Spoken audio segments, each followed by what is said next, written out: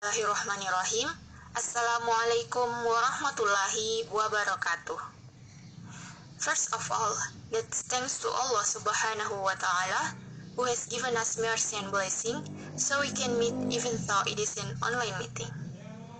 Salawat and salam to our Prophet Muhammad sallallahu alaihi wasallam who has brought us from the darkness to the brightness. Before we start our presentation, let me introduce our group. We are from Group 6, with me, Alia Rahma Safitri, as a moderator, Anggraini Bakhtiar, Cici Nirwanti, Fitriah, Nasrah Nasir, Nur Khairati, Putri Hasbianti, and Salsa Alia Wulandari. I would like to say thank you to our lecturer for this opportunity. We would like to present about preventing and managing medication errors, the pharmacist's role. Keselamatan pasien telah menjadi perhatian utama sejak rilis November pada tahun 1999 dari laporan Institute of Medic. Kesalahan yang melibatkan oleh resep membunuh hingga 7.000 orang Amerika setahun. IOM merilis laporan pada tahun 2006 berjudul Mencegah Kesalahan Pengobatan dan mengidentifikasi bahwa kesalahan pengobatan adalah salah satu kesalahan medis yang paling utama, merugikan setidaknya 1,5 juta orang setiap tahun. Dengan meningkatnya perhatian terhadap kesalahan pengobatan oleh media awam, perhatian meningkat baik di sektor publik maupun perawatan kesehatan. Latar belakang. Saat ini, sangat banyak organisasi mengambil pendekatan yang tidak efektif untuk mencegah kesalahan pengobatan. Ketika kesalahan terjadi, sifat manusia perlu menyalahkan seseorang atau sesuatu. Selain itu, praktek bekerja di lingkungan tempat mereka berjuang untuk kesempurnaan, tetapi di individual yang terlibat dalam komisi kesalahan dapat dianggap lalai, tidak kompeten, malas, dan tidak peduli. Mereka sering dikatakan perbaiki pendidikan, coursing, atau pemutusan hubungan kerja. Tidak ada individu yang mengetahui segalanya, dan setiap orang kadang-kadang mengalami kesalahan atau penyimpangan dalam kinerjanya. Setiap orang membuat kesalahan. Penggunaan obat merupakan suatu proses kompleks, terdiri dari subproses, setiap pemesanan, persiapan, pengeluaran, administrasi, dan pemberian edukasi pasien. Pemesanan obat. Dokter atau orang yang ditunjuk sebagai apoteker, praktisi perawat, asisten dokter, dan perawat memulai proses pengeluaran dan administrasi obat melalui pesanan obat atau resep. Kesalahan dalam pemesanan obat atau penulisan resep terjadi karena kurangnya pengetahuan atau kinerja yang buruk dari pihak pemberi resep. Pada tahun 2007, sebagian besar apoteker masih mengeluarkan resep obat yang ditulis tangan. Resep atau pemesanan pengobatan yang tidak jelas, ambigu, atau tidak lengkap berkontribusi pada banyak kesalahan yang dibuat oleh perawat, apoteker, teknisi farmasi, dan petugas perawatan kesehatan lainnya. Selanjutnya yaitu tulisan tangan tidak terbaca.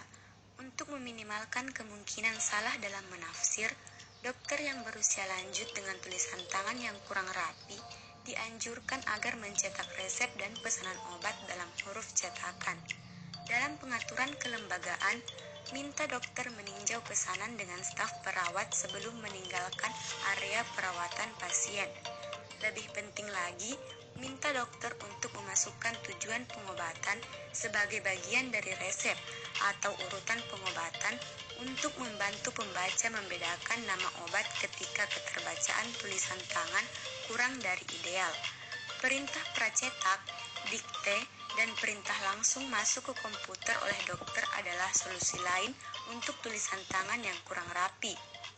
Di banyak rumah sakit, setiap pesanan dibaca oleh sekretaris unit dan ditinjau oleh perawat. Pada saat yang sama, salinan resep dikirim ke farmasi baik secara langsung atau tidak langsung. Di apotek, apoteker dan teknisi memiliki sejumlah kesempatan untuk memeriksa pesanan. termasuk pemeriksaan ulang terhadap label, cetakan, dan wadah obat.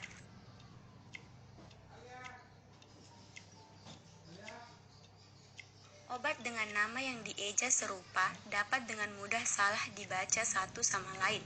Apoteker dan teknisi harus waspada terhadap masalah ini dan tidak boleh menebak-nebak maksud dari pemberi resep.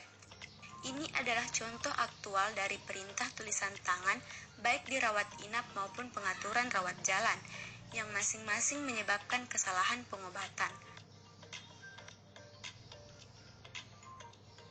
Perintah obat yang dikomunikasikan secara lisan sering salah didengar, disalahpahami, disalahartikan, atau ditranskripsikan dengan tidak benar. Celebrex dan Cerebix terdengar mirip, seperti halnya Celexa dan Ciprexa, Serafem dan Serofen, Flomax dan Volmax, dan ratusan pasangan nama lainnya.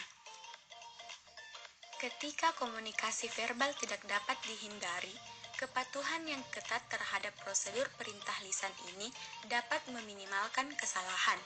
Adapun prosedurnya yaitu, jika memungkinkan, orang kedua harus mendengarkan saat resep diberikan. Urutan harus ditranskripsikan dan dibaca kembali. Mengulangi persis apa yang telah dipesan, terkadang mengeja nama obat untuk verifikasi dan kekuatan dengan menggunakan teknik digit demi digit untuk dosisnya. Dalam pengaturan perawatan akut, catat urutan verbal langsung ke lembar pemesanan di bagan pasien jika memungkinkan. Transkripsi dari secari kertas ke bagan memperkenalkan peluang kesalahan lainnya. Agen yang diresepkan harus masuk akal untuk situasi klinis pasien.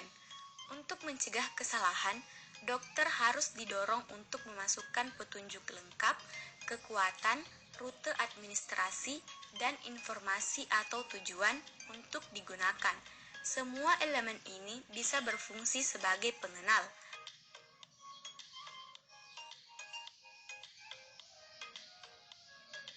Apoteker harus dapat mengenali ekspresi dosis yang tidak tepat dan potensi kesalahan ketika mereka melihatnya. Jika pesanan tidak jelas, maka apoteker harus menghubungi prescriber untuk klarifikasi. Apoteker dan teknisi harus menghindari penggunaan ekspresi dosis yang berbahaya saat mereka memproses pesanan. Mengetik label juga harus perlu diperhatikan dengan baik dan benar, dan berkomunikasi dengan orang lain. Yang pertama ada penurunan dosis. Yang kedua, ada kekuatan tablet. Yang ketiga, bentuk sediaan cair. Yang keempat, ada obat yang disuntikan. Yang kelima, jumlah variabel. Maksudnya di sini yaitu dosis obat tidak boleh atau dibatasi hanya dengan jumlah tablet, kapsul, ampul, atau vial karena jumlah yang terkandung dalam bentuk sediaan ini bervariasi. Selanjutnya yang keenam ada 0 dan titik desimal. Maksudnya di sini yaitu saat mencantumkan dosis obat pada label atau komunikasi lainnya, jangan pernah mengikuti bilangan bulat dengan desimal dan 0. Jika titik desimal tidak terlihat, dosis akan disalahartikan sebagai 10 mg dan akan terjadi overdosis 10 kali lipat. Kemudian yang ketujuh, ada jarak. Perawat salah membaca pesanan untuk 2 mg Amirli glimepiride sebagai 12 mg karena tidak ada jarak yang cukup antara huruf terakhir dalam nama obat dan dosis numerik. Kemudian ke-8 ada sistem apotek.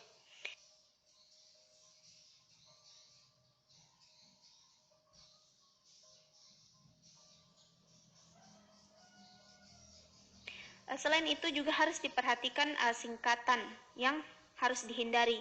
Kenapa? Karena jika tidak diperhatikan dengan baik dan benar, maka akan banyak orang mensalahartikan dari penulisan singkatan itu.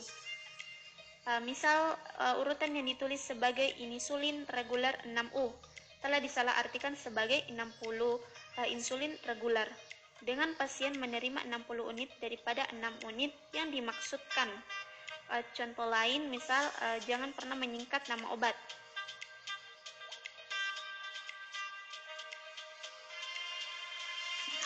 Pertama itu dokter melihat pasien, melakukan penilaian, menentukan obat, dosis, rute, dan frekuensi yang tepat, dan menulis pesanan untuk mengomunikasikan pesanan secara lisan ke perawat atau apotek. Yang kedua, dalam pengaturan rawat inap, sekretaris unit membaca dan menyalin pesanan ke catatan administrasi pengobatan.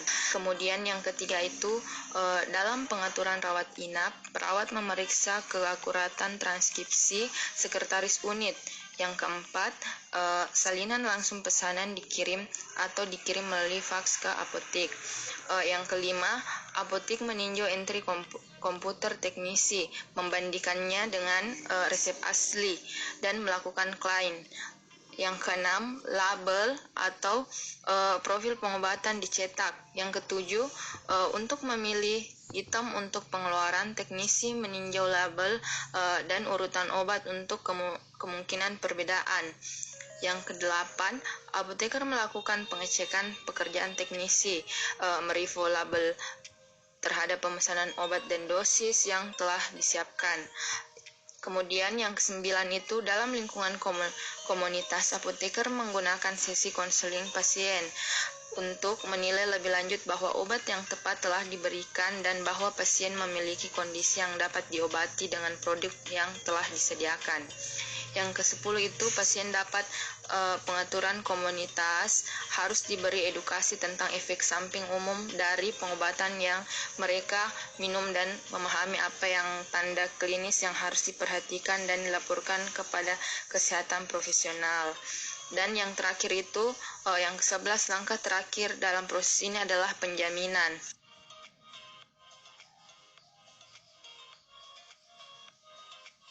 Pentingnya membaca label produk saat memilih obat dan mengisi resep tidak bisa terlalu ditekankan. Terlalu sering obat yang salah atau kekuatan yang salah diberikan. Kesalahan seperti ini seringkali disebabkan oleh kegagalan membaca label secara menyeluruh. Selama persiapan dan pengeluaran obat, label harus dibaca 3 kali. Pertama, ketika produk dipilih, kedua, ketika obat dibuat, dan ketiga, ketika obat sebagian digunakan atau dibuang.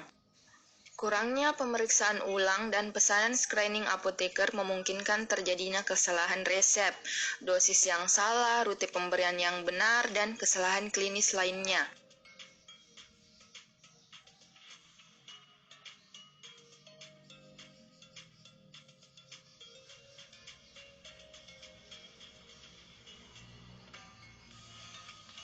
Untuk membantu mencegah kesalahan dan meningkatkan hasil akhir pasien, apoteker dan teknisi harus menetapkan bantu dalam keadaan tertentu, terutama di lingkungan masyarakat. Misalnya, suspensi oral amoksisilin tersedia dalam botol penetes untuk penggunaan pediatrik. Ketika suspensi digunakan untuk infeksi telinga, beberapa orang tua telah diketahui menempatkan suspensi di telinga anak daripada memberikannya dengan benar atau secara oral.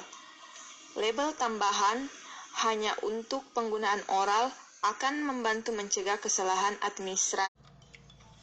Kebanyakan larutan suntik adalah cairan bening, tidak berwarna, berbasis air yang terlihat serupa, terlepas dari obat apa dan berapa banyak yang sebenarnya ada di dalam cairan. Pasien adalah individu terakhir dalam proses penggunaan obat. Antara muka apoteker dan dengan pasien dapat memainkan peran penting dalam menangkap kesalahan pengobatan sebelum terjadi. Sayangnya, banyak perawatan kesehatan atau organisasi tidak memanfaatkan interaksi kunci ini. 3 faktor penting berperan dalam setiap antarmuka pasien dan seringkali menentukan hasil dari upaya pencegahan kesalahan. Ini termasuk pendidikan pasien langsung, literasi perawatan kesehatan, dan kepatuhan pasien. Berikut adalah faktanya.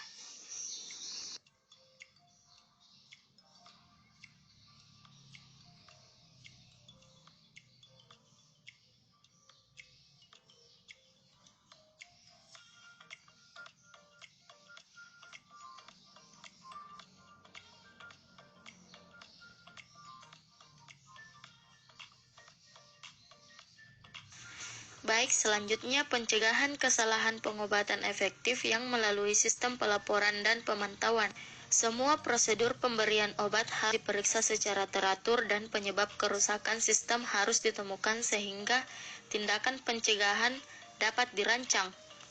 Staf apotik perlu mengkomunikasikan dengan jelas kepada manajer apa yang diperlukan untuk melakukan pekerjaan dengan benar dalam hal personel, program pelatihan, desain fasilitas, peralatan, prosedur, dan persediaan obat, sistem komputer, dan program jaminan kualitas. Selain itu, mengurangi kesalahan pengobatan memerlukan lingkungan yang efektif dan tidak menghukum serta sistem pelaporan kesalahan pengobatan secara sukarela.